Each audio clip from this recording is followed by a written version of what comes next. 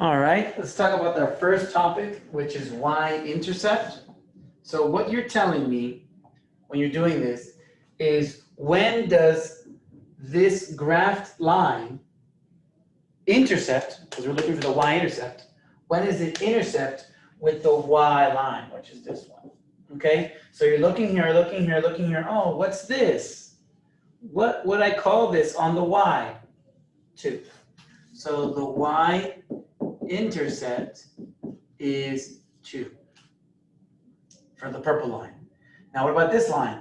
Okay, it's below this line. So let's see, when does this line intersect with this line? Let me see here, right here, at -3. How would you say that? Y-intercept is -3. Okay, so you're just looking for when does this line intersect with the graphed line. This one has 2, it never has 2, it only has 1, but I wanted to do 2 examples on 1. So yeah, that's all you're looking for. So that's called the Y-intercept. Now we'll go over here where you have to use Y-intercept and a previous thing, which is called slope. Okay, so here, Y equals mx plus b is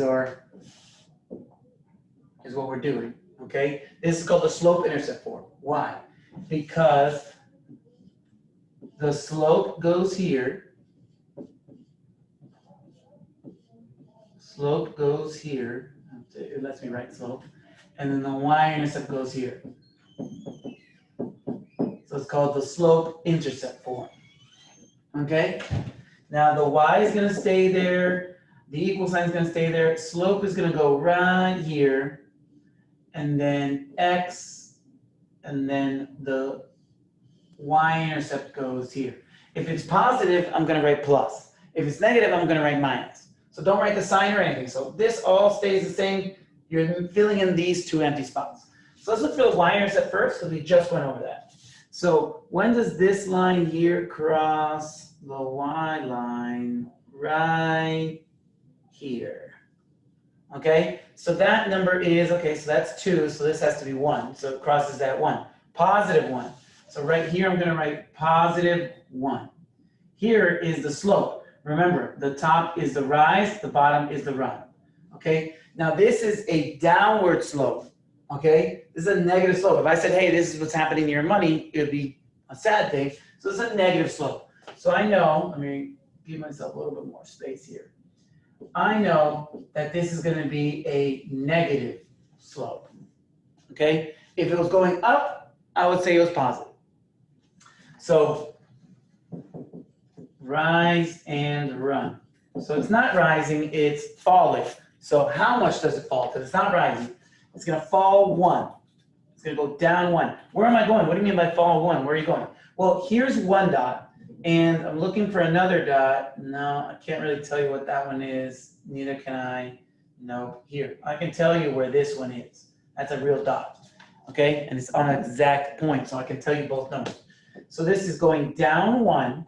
So -1, so it's going down 1, and then it's going to the right 1, 2, 3, 4. So it's going to the right 4.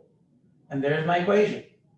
Y equals -1/4x plus 1. The equation completely written. Okay?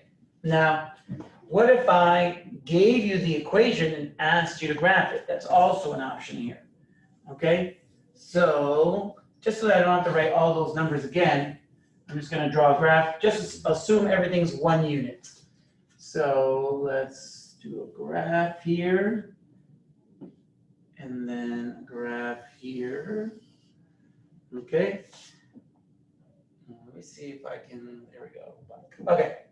So let's do y equals 2/3x plus, or let's do minus, because that last one, minus 3. Okay? So remember, this is the y-intercept, and this is the slope. Okay? That's the y-intercept, and that's the slope. So we are looking for the first dot. The y-intercept is our first start, a start point. We know, I don't know where this graph is going, but I know at some point it's crossing -1, no, -2, -3, right here. I know it's crossing right there because the y-intercept is -3. Now I have to figure out where am I going? Where am I going? The slope is going to give me my clue. Now it's positive, so I definitely know it's going up, but it's going up like this, is it going up like this, is it going up like that? I can't figure that out. I need more information. This says, okay, don't worry, you're rising this much, okay? And then you're going to run to the right this much, okay? So, okay, so this is my start point. I know it's going here. So to get to the next point, it says go up 2 and then run 3. So write 3. Here's my next dot. How many dots do you need to make a straight line? 2. That's it. And it's graphed. If it would have been negative, we would have gone down 2 and to the right 3. Do you hear that? I'm saying the right every time. If you go to the right, it will be right.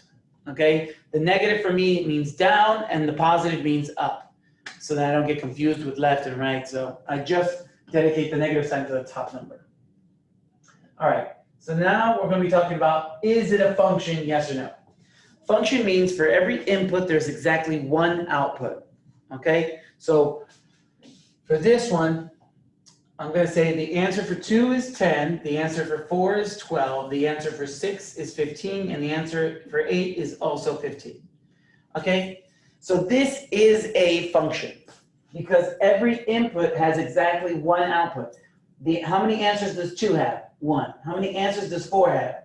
1. 6 only has 1, 8 only has 1. But look at Y. Y has 2 of them are 15. That doesn't matter. They can all be 15. All the answers can be 15. Okay?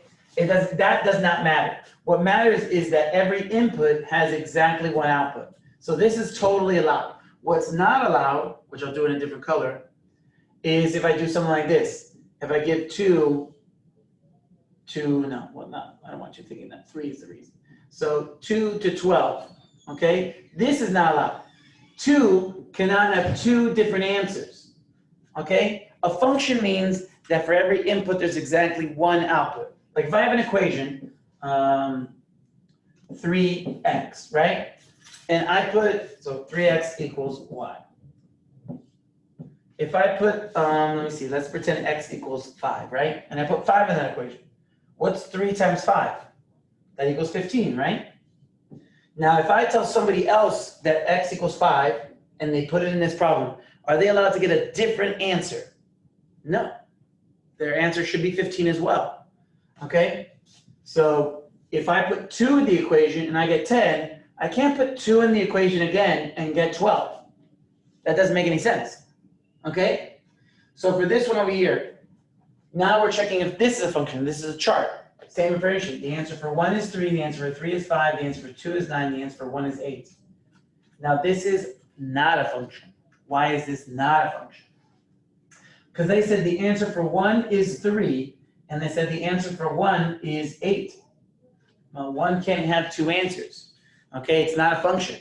If I ask you something like, hey, how many people went to your birthday? And you say 3. Okay, when you were 1 year, when you turned 1, how many people were at your birthday? Oh, 3.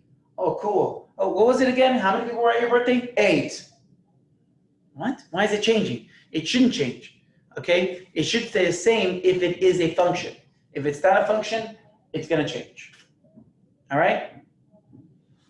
And that's it. You're telling me, is it a function, yes or no, for these kind of questions? And that's it.